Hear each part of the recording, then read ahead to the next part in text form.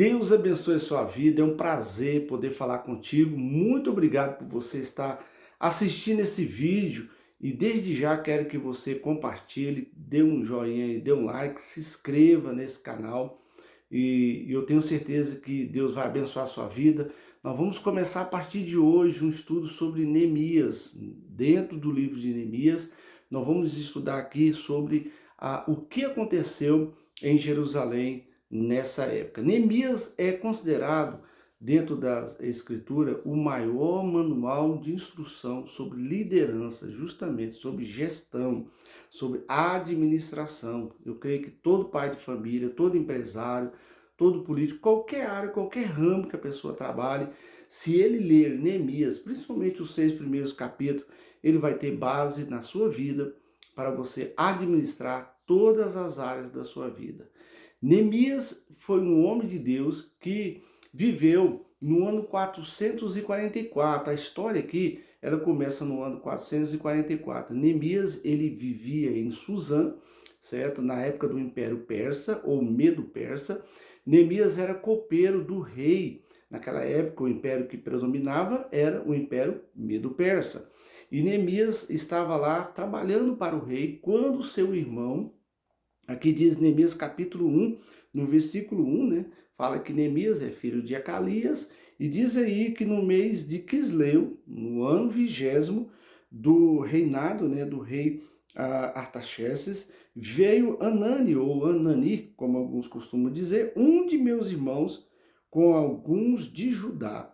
Então lhes perguntei pelos judeus que escaparam e que foram levados para o exílio acerca de Jerusalém. Então, o irmão de Neemias chega, certo? Lá de Jerusalém até Suzã. Só para você ter uma noção, são 4 meses de viagem. Se você for ler Esdras, no capítulo 7, fala que Esdras também percorreu esse percurso aí, tá? São 4 meses de viagem, em torno de 1.600 quilômetros de distância. Então, o irmão de Neemias vem, juntamente com a comitiva, lá de Jerusalém, para poder estar falando com Neemias, que Neemias era uma das maiores autoridades, porque o copeiro do rei era uma pessoa de muita confiança, ele provava tudo aquilo que o rei iria comer antes, né, para que ele não pudesse morrer envenenado, porque naquela época os reis eram vítimas de assassinato. Só que aquela época é diferente de hoje. Hoje, quando alguém mata qualquer pessoa, ele vai preso. Naquela época, a pessoa que matava o rei, ela se tornava rei no lugar do rei. Então, Neemias era o copeiro do rei, tudo que o rei bebia ou comia, Neemias provava antes para poder o rei estar ingerindo. Então, Neemias chega à comitiva e Neemias pergunta como que ficaram o povo e como estava a cidade, certo? Por que Neemias fez essa pergunta? Porque Jerusalém tinha sido invadida. Nós estamos aqui, só para vocês lembrarem, Neemias está no cativo, no período 70 anos do período chamado babilônico, tá? Porque a Babilônia invadiu Israel ou Jerusalém, certo? E leva cativo um grupo de pessoas e deixou a cidade em ruínas. Levou todos os tesouros do tabernáculo, destruiu as muralhas e Neemias não estava nessa época. Neemias nasceu lá no cativo babilônico, tá? Mas aí os seus pais, os seus ancestrais foram levados para a Babilônia. Então Israel estava em ruína, Israel estava em destroços, tá? Para que você possa ver, olha só o que acontece quando Neemias fica sabendo da notícia. O versículo 3, disseram-me, os restantes que não foram levados para o exílio e se acham lá na província, estão em grande miséria, desprezo, os muros de Jerusalém estão derribados e as suas portas queimadas. Olha só o que Neemias fica sabendo. Neemias fica sabendo, e nós vamos aprender uma grande lição aqui. A primeira lição é, quando nós sabemos a situação de alguém, há alguma coisa Deus quer nos dizer. Aqui Neemias vai ser chamado por Deus, você que já conhece a história, ou você que não conhece, no capítulo 2, Neemias vai para Jerusalém, Deus, né, Neemias tem a convicção que Deus o chamou para essa missão. Tem 2 formas de Deus colocar a nossa missão em nossas mãos, ou mostrar qual é a nossa vocação, ou melhor, o que você veio fazer na terra. A função de Neemias aqui na terra era, além de ser copeiro do rei, restaurar as muralhas de Jerusalém. A missão de Neemias foi essa. E a sua missão qual é? De repente, no seu bairro, na sua cidade, existe alguma coisa a ser feita. O que você tem feito para a sua cidade, para a sua sociedade? O que você tem feito para os seus parentes, para os seus amigos? E Neemias aqui ficou sabendo que o povo lá estava em grande miséria. Miséria que é fome, escassez. Imagina um povo sofrido, um povo doente, um povo onde não havia assistência, vamos dizer, nos dias de hoje, na parte de segurança, na parte de saúde, na parte de estrutura, toda a estrutura necessária de sobrevivência, não tinha. Então Neemias aqui fica sabendo que o povo estava passando fome. Se existe uma coisa terrível, é fome. Só que, além da fome, havia desprezo. O que é desprezo? As pessoas sabiam da situação, ninguém fazia nada. Se existe uma coisa horrível, é você passar fome, e as pessoas que têm condições de te ajudar, não estão nem aí para você. Talvez é assim que as pessoas que estão ao seu redor, olham para você ou olham para mim e nos vê. Será se nós temos preocupado com as pessoas? Será se nós temos dado aquilo que elas necessitam? Amados, quando eu estou falando aqui eu estou falando de comida. Mas existem vários tipos de necessidade, de miséria. Existem pessoas passando miséria emocional que você pode ajudar. Existem pessoas passando miséria espiritual que você pode ajudar. Existem pessoas passando miséria, certo? De amizade que você pode ajudar. De atenção que você pode ajudar. Não é apenas dinheiro ou comida. Porque às vezes quando nós pensamos em fome, nós só pensamos nesse âmbito, não. Mas existe, é vasto, é grande, várias áreas, certo? De fome que as pessoas passam. E o desprezo é terrível. Tem hora que muitas pessoas falam para mim, as pessoas não estão, eu não recebo mensagem de ninguém, né? Algumas vezes as pessoas, né? Até você que está me assistindo isso, aí passa por isso. Às vezes ninguém manda mensagem para você, às vezes ninguém visita você, certo? Às vezes você manda mensagem, visita e você não recebe. Aí você fica pensando assim, pô, mas cadê a lei da semeadura? Aquilo que eu planto eu vou colher. Existe um momento certo, a hora certa. Só que tem hora que nós estamos carentes. Nós estamos carentes de uma mensagem, nós estamos carentes de uma palavra amiga, nós estamos carentes de uma palavra de ânimo. E nós vamos ver aqui que Neemias trouxe ânimo para esse povo. Aí, além de miséria, fome, né, e desprezo, os muros de Jerusalém estavam derribados. Sabe o que significa isso? Segurança. O povo estava sem segurança, sem proteção. O povo estava com medo. Porque sem proteção, sem segurança, fica com medo. Eu já morei na capital, hoje eu moro numa cidade, a cidade Posse, onde eu moro em torno de 50 mil habitantes, aproximadamente. Então, assim, quem mora na capital sabe que vive atemorizado. Aqui não, aqui eu durmo às vezes com a porta encostada, portão encostado. Muitas vezes a gente vai no centro, vê lá capacete, né, em cima do guidão da moto, né, às vezes até a chave na ignição, né. Então, assim, uma cidade tranquila. Porém, quando nós não temos proteção, nós ficamos com medo. E aí, além disso, o que estava acontecendo lá? As portas estavam queimadas. E Jerusalém havia 12 portas, 12 entradas. Cada entrada era um tipo de representação. Só para você ter uma ideia. A porta que Jesus entrou era chamada Porta das Ovelhas. Quando Jesus entra em Jerusalém, na última semana dele, quando é a chamada Semana Santa, que nós denominamos, né? Jesus entra ali montado no jumento, ele entra pela Porta das Ovelhas. Essa porta, ela dava direto no tabernáculo, aonde havia ali o sacrifício dos animais, né? E Jesus, como Cordeiro de Deus, entrou por essa porta, por onde os cordeiros entravam, por onde as pessoas levavam os cordeiros para ser sacrificado ali no altar. E essas 12 portas estavam destruídas. O que significa isso? Naquela época, o juiz, as causas das pessoas eram julgadas pelo juiz, como é julgado até hoje. Só que o juiz ficava nas portas, um local de acesso mais fácil, né? Às vezes vinha pessoa de longe para que o juiz pudesse estar julgando, eles nem precisavam entrar dentro da cidade. Ali na porta mesmo, o juiz julgava a causa deles e eles iam embora. Porque o juiz que ficava nessas portas estava julgando a causa não somente de Jerusalém, mas de todo Israel. Aí as portas estavam queimadas, ou seja, vivia uma bagunça. Não havia justiça, né? A lei humana não estava predominando. E nós sabemos que a lei humana ela serve de freio para nós, né? É uma parte da mão de Deus sobre nós. Então nós vimos aqui que Neemias fica sabendo que o povo estava em miséria, fome, desprezo, o povo não estava nem aí com a situação deles, né? Sem segurança, os muros destruídos e as portas queimadas, ou seja, não estava tendo a justiça, a punição sobre as pessoas que mereciam ser punidas. Aí qual foi a atitude de Neemias? É a atitude que eu e você precisamos tomar. Olha só, tendo eu ouvido essas palavras, sentei-me, chorei e lamentei por alguns dias, estive jejuando e orando perante o Deus do céu. Neemias aqui, ele fica sabendo da situação. Aqui, amados, no mês de Quisleu, é o capítulo 1, versículo 1 aí, diz que no mês de Quisleu, ele ficou sabendo dessa notícia. Mês de Quisleu é final de novembro para início de dezembro. Então, Neemias faz o quê? Neemias assenta, chora, lamenta por alguns dias, jejuando e orando perante o Deus do céu. Por que que Neemias chorou? A ideia aqui é que Neemias fica sabendo, ele fica paralisado, né? Aí ele se assenta para não cair. Aí ele chora.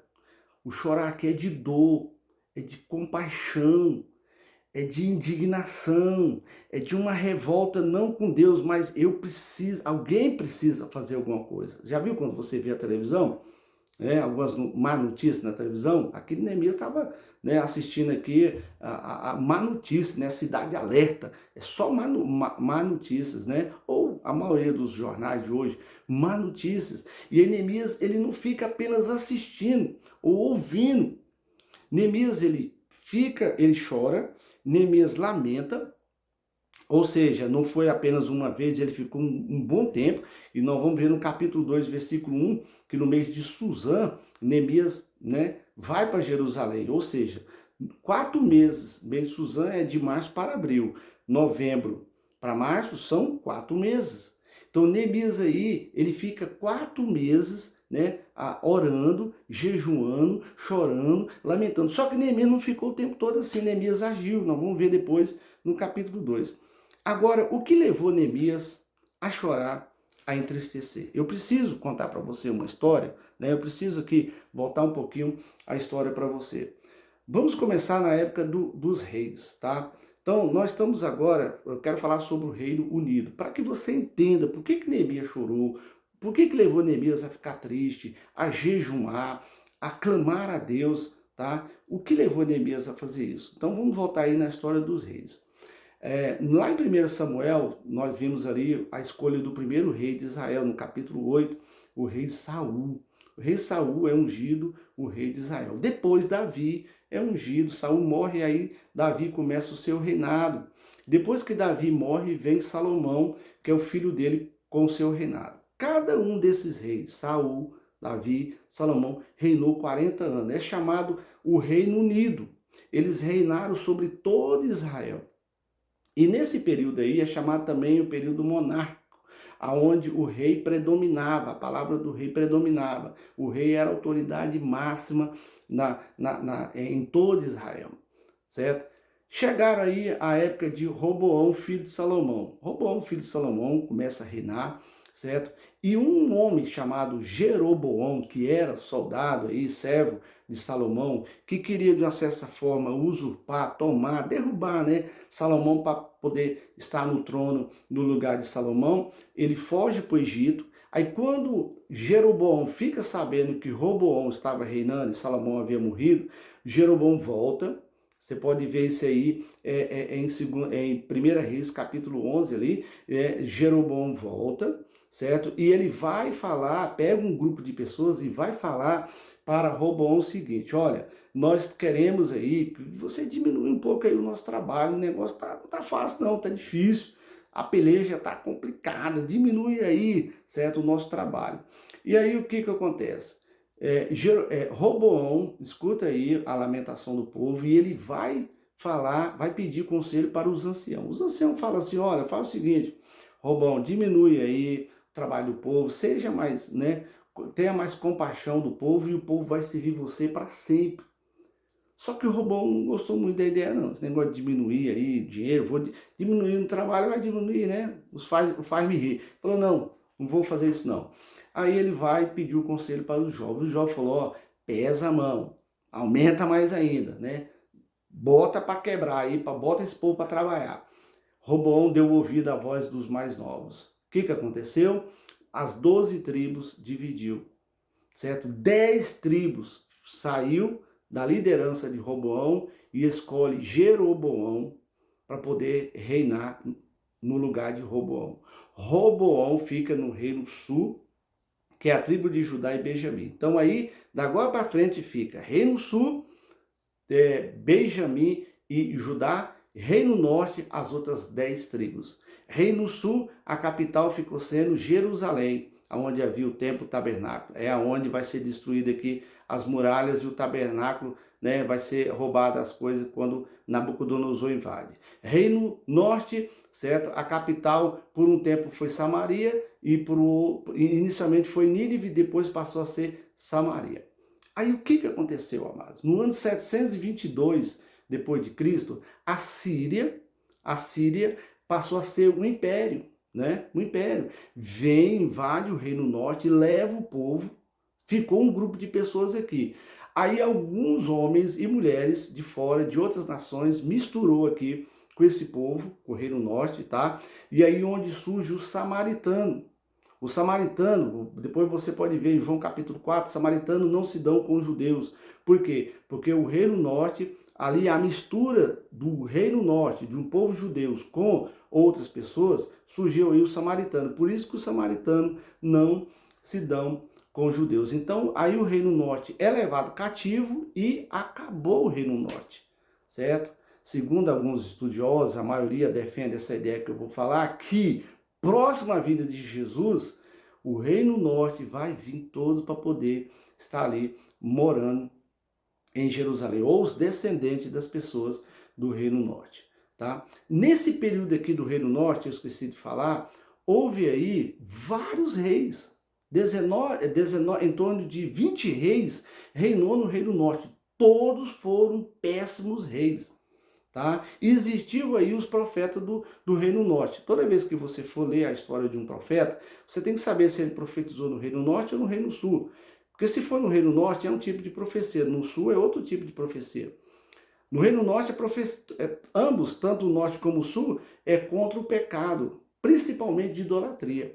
O Reino Sul, aí tiveram 19 reis, a maioria deles, né, não todos, a maioria deles, homens, que foram guiados por Deus e tudo mais. Só que no ano 606 a.C., Nabucodonosor já é o Império Babilônico, agora não é mais a Síria, é o Império Babilônico. Nabucodonosor vem, invade Jerusalém e leva a primeira remessa de pessoas, e aí vai a primeira remessa de pessoas no ano 606. No ano 596, Nabucodonosor vem novamente ali e invade, já está ali tomando posse de Jerusalém, leva outra comitiva. E no ano 586, aí Nabucodonosor vem pela última vez, leva a última remessa de pessoas, é onde ele destrói o templo, ou melhor, ele destrói as muralhas, uma parte ele destrói, a outra ele abre brechas para que o povo ficasse sem proteção, e leva o ouro, os utensílios do tabernáculo, para poder colocar dentro do tabernáculo, vamos dizer assim, dentro do templo lá do Deus da Babilônia. Aí o que acontece nesse período aí? Nesse período, aí, Jeremias está profetizando em Jerusalém. Jeremias está no Reino Sul, falando para o povo, arrependa os seus pecados, Deus vai pesar a mão, vamos mudar de vida, certo? Vocês vão ficar presos 70 anos no cativo. Jeremias estava profetizando que há os 70 anos que as pessoas iam ficar presas. Você pode ler Jeremias capítulo 25, ali por volta do versículo 11, Jeremias fala isso, ele alerta o povo, e aí Deus faz com que Jeremias vá para o Egito, na última levada de Nabucodonosor, para que Jeremias não pudesse ser levado para a Babilônia. Aí agora, amados, começa agora. Então Jeremias foi o último profeta a profetizar antes do povo ir para a Babilônia. Dentro da Babilônia, ali um dos que foi levado ali foi Daniel, que é um dos profetas, tá? Certo? E dentro da Babilônia existiu um outro profeta que é Ezequiel. Então Ezequiel e Daniel foram chamados profeta babilônico, profetizou dentro da Babilônia, tá? Aí no ano 586 o povo foi levado à última remessa. Jeremias profetizou que 70 anos o povo ia ficar cativo, e o povo ficou preso ali 70 anos. No ano 516 a.C., certo? O rei Ciro baixa um decreto para poder, agora já é o período do Medo-Persa, né? O período do Medo-Persa não era mais o período, o Império Babilônico, agora é o período Medo-Persa, e o rei Ciro baixa um decreto para libertar o povo de Israel. Só que tem um detalhe importante aqui. O povo foi liberado para voltar para Jerusalém, só que muitos não quiseram voltar. Mas peraí, o povo não estava cativo? Antes de eu estudar, em 1996, eu comecei a estudar o livro de Neemias, tá? E no início ali, eu achava que o Império Babilônico, o Império Egípcio era do mesmo jeito.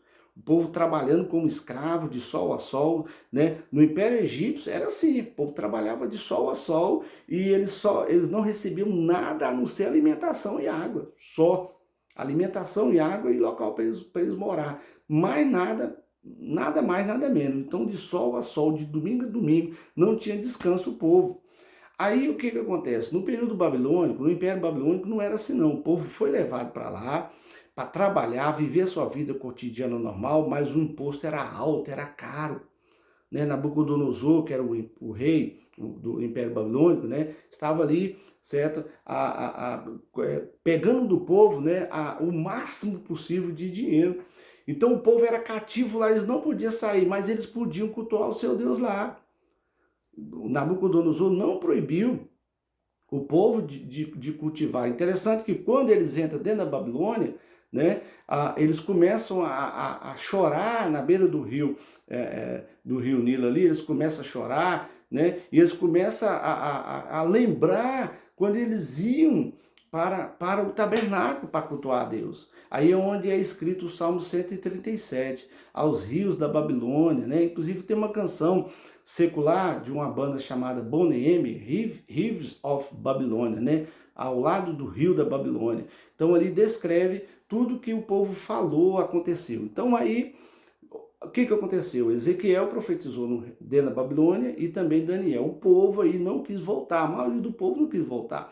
Mas Zorobabel, no ano 516, vai para a Babilônia, ou melhor, vai para Jerusalém, retorna para Jerusalém para reconstruir o templo, certo? Zorobabel vai. Só que quando ele chega lá, tem o povo lá que era quem? Os samaritanos. Não gostou da ideia. Por quê? Porque eles estavam lá em Jerusalém. Jerusalém já tinha um grupo de pessoas que tinha nascido, desenvolvido, crescido dentro lá de Jerusalém. E um dos inimigos ali se tornaram inimigo de Zorobabel para poder evitar deles reconstruir o templo. Porque, infelizmente, acontece isso dentro do meio de alguma cidade. Aquilo que é benéfico para a cidade tem pessoa que não gosta que faz. Gosta que fica na dependência de algumas pessoas, né? Às vezes acontece isso. E aí o que Zorobabel faz? Zorobabel vai para a construção do templo. Só que aí Deus manda Ageu, um profeta chamado Ageu, e um profeta chamado Zacarias para ajudar Zorobabel a reconstruir o templo. Só que Ageu e Zacarias trabalhavam não a parte da construção, mas do culto. Do culto.